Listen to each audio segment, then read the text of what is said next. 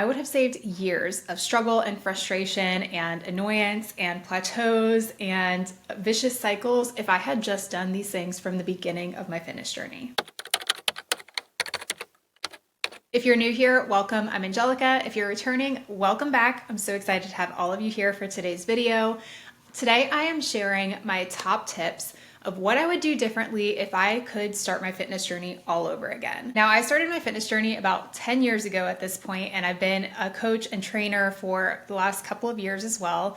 And I really started, I think the way that most people start, feeling really overwhelmed, confused by the amount of information and conflicting information out there. I was trying everything under the sun, and I really just felt like I had to do everything perfectly. I had to do all these extreme diets and intense workout programs, and it left me just in this vicious cycle of burning myself out, giving up, starting over, burning myself out, giving up, starting over and over and over again. And it wasn't until I learned the secret of really simple daily habits and changing what I was doing on a daily basis in really small ways that I actually saw lasting results. Over my fitness journey, I've lost about 30 pounds of body fat and have been able to keep that off for years.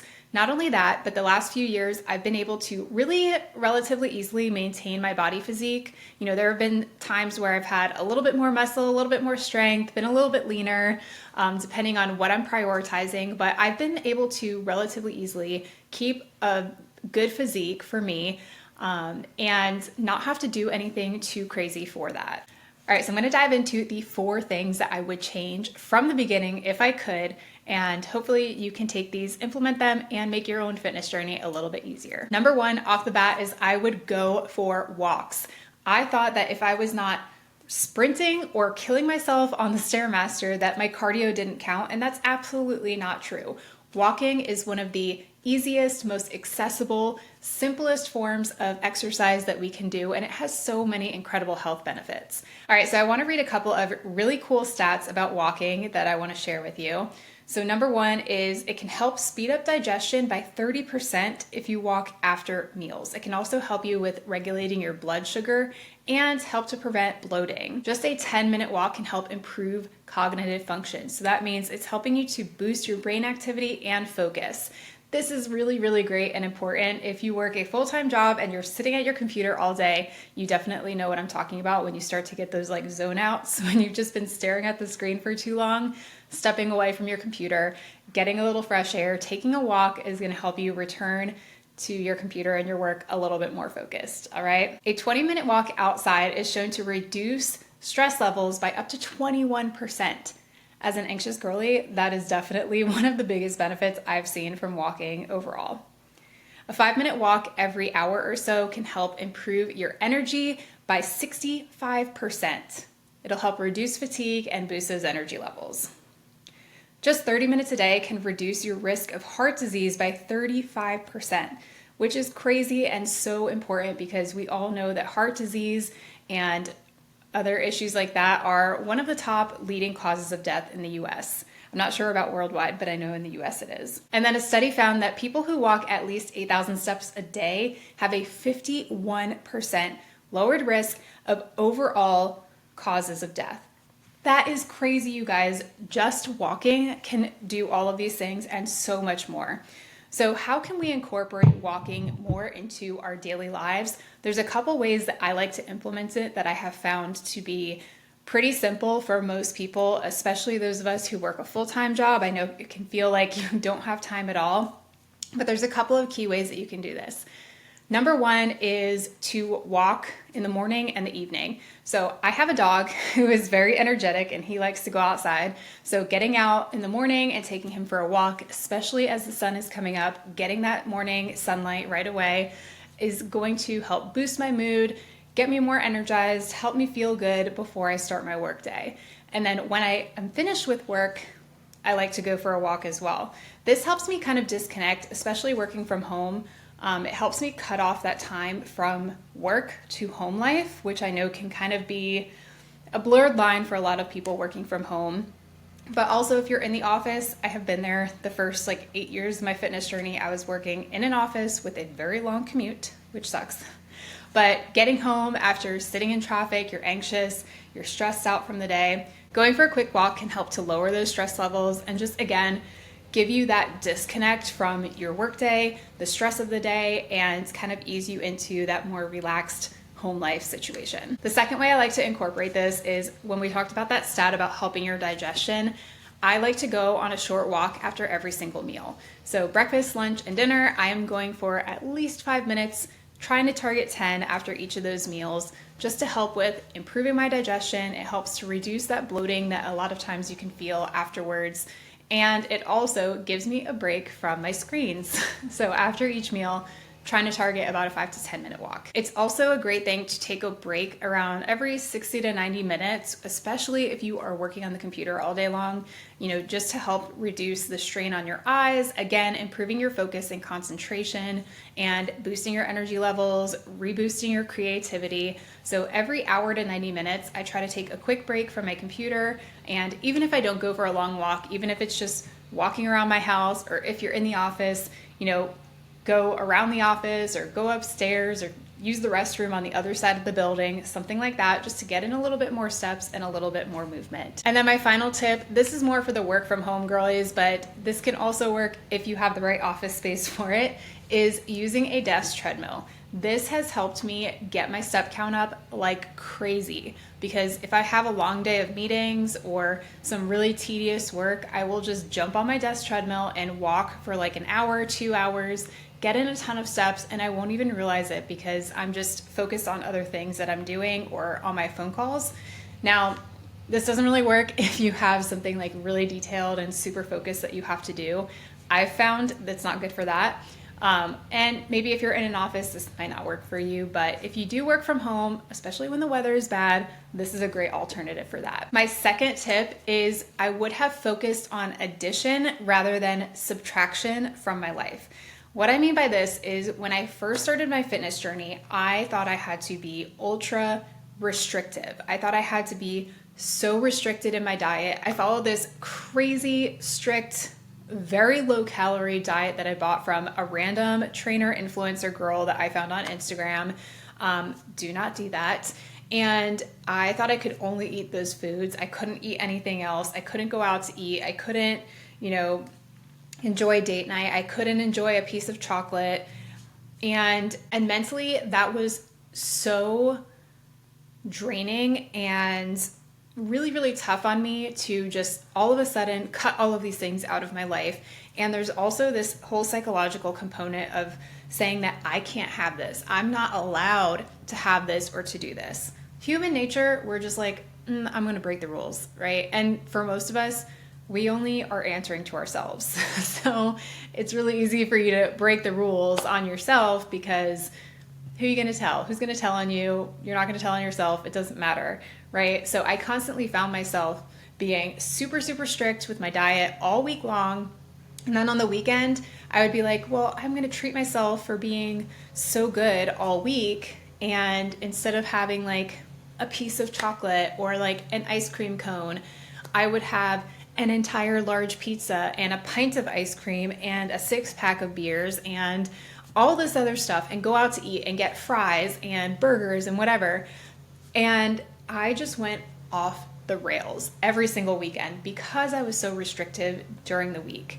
So I would have, now knowing what I know now, I would have instead focused on adding in things that were good for me instead of taking out everything else. So when you focus on addition, you're adding in more protein, you're adding in more vegetables, you're adding in more fruits, you're adding in more water. When you focus on having the healthier things first, but still allowing yourself to have, let's say I love having a thing of ice cream every single weekend, I still can have that ice cream, and it's real ice cream and it's delicious, and I don't feel bad about it, and my stomach doesn't feel bad about it because I'm still prioritizing the good things without cutting everything out. So it makes it easier to stick to what you're trying to do when you have that flexibility and you're not being so strict on yourself, both mentally and physically. This also makes it sustainable over the long term, because I don't know about you, but I'm not going to eat chicken and broccoli and tilapia for the rest of my life and nothing else. I want what I'm doing to be sustainable for the next 10, 20, 30, 40, 50 years so that I can stay healthy and fit and energized for the rest of my life, not just for the next 3 months. So you really want to think about, as you are building your healthy habits and building out your fitness routines, what is something that I can maintain over the long term? It's not just for the next 21 days, 30 days, until summer hits kind of thing, because that's when you get on this yo-yo track where you're constantly ping-ponging between getting close to the goals that you have and then going all the way back to the beginning, or even, stepping yourself backwards from where you started. And this kind of goes right into tip number 3, which would have been to simplify my nutrition. So first and foremost, focusing on whole natural foods versus healthy foods. We all know how many products are in the store that are proposed to be healthy, right? It's low fat this, low fat that, low carb, whatever. I used to eat so much processed crap because it said it was healthy. I'm talking about like lean cuisines. They're not going to get you lean. Anything that was like in a box, stuff like that. I ate so much processed stuff thinking it was healthy and it was, calorie friendly, low calorie, 100-calorie snack pack kind of stuff. I would have been so much better off if I had just focused on getting in more whole natural foods. Like I mentioned, eating more vegetables, eating more fruits, eating more naturally occurring carbs, all of that. So number 1, just focus on eating as much whole natural foods as you can, and you're going to see a difference. The second thing I would have focused on in this category is learning how to balance a meal. There was too many times where I would eat just carbs. Now I could still eat like a bowl of rice, just a bowl of rice with some like butter and salt, and be a very happy person. But I know that that's not going to do anything for me. I'm going to be hungry again right after that. So learning how to build a balanced meal with a protein, a healthy fat, a naturally occurring carb, and then fibers, vegetables, fruits, something like that. If you have all 3 components of the macronutrients, and then, your fruits and veggies are going to give you some more of those micronutrients, that meal is going to not only provide you the nutrition that your body needs, but it's also going to give you the energy and keep you satisfied and full longer term than something like a granola bar or even a protein bar. And one of my top tips, especially for those of us that have corporate jobs, especially if you're working in the office, is during the work week, we all know how busy it can be, how little time you feel like you have for yourself, especially when you have a commute. The first 8 years or so of my fitness journey, I not only was working in an office, but I had a really long commute. It was an hour plus each way. So I was leaving my house at 7, not getting home until 7 p.m. most days. That's a long, long time. And that leaves me very little time to actually prepare healthy meals at home to have with me. But I wanted to have healthier meals to reach my fitness goals during the work week. So one of my top recommendations is to have 2 to 3 options per meal that are your go-tos. Things that you know that you like, things that are quick and easy to prepare. So for example, for your breakfast, you could make egg muffins or a Greek yogurt bowl and have those prepped and ready for you to just grab and take with you on the road or once you get to the office, or even eat before you head out the door. For lunches, my go-to is always a bowl. It's so easy. You just pick a carb base, so potatoes or rice, and then you pick a veggie and a protein, and you can mix any type of variety from there. So you could end up doing taco bowls like I did last week, or this week I'm doing Greek chicken bowls, and it's so yummy. And you can eat it as is, or you can also throw it on top of a salad or something like that. And then for dinner, I like to choose super easy options during the work week, like a crock pot meal or a 1-pan sheet meal where I can just throw some veggies, throw a meat on there, and then it's done pretty quickly. Again, it's all about making it simple and easy for ourselves to stick to even during our busiest days of the week. Fourth and final thing I would have prioritized at the beginning of my fitness journey is sleep. Sleep is so imperative to not just your fitness goals, but your overall health and well-being. It has such a massive impact on not just your brain function, your cognitive function, but your metabolism, your hormones, your body's ability to physically recover from the workouts that you're doing, your body's ability to digest and metabolize and use the food that you're eating to build all the components of your body. Not only do we have less energy and lowered recovery when we don't sleep, but we also have higher cravings, higher stress, and less ability to make good choices. Basically, your body is going to be functioning more on your like animalistic part of its brain rather than the cognitive human side of the brain. So I'm sure you have recognized this when you are super sleep deprived and tired. You make bad choices, you start craving crappy foods, and you don't really have like the willpower or the ability to reason with yourself. So making sure that you're prioritizing sleep in order to help you not just reach your fitness goals, but to just overall help your health and well-being and your energy levels and feeling good. So prioritizing your sleep to not only help you reach your fitness goals, but also to help with your overall health and wellness. A few key things that help with this are having a consistent bedtime and wake up time. I know that it is very tempting to want to sleep in on the weekends and like stay up late on Friday and Saturday night.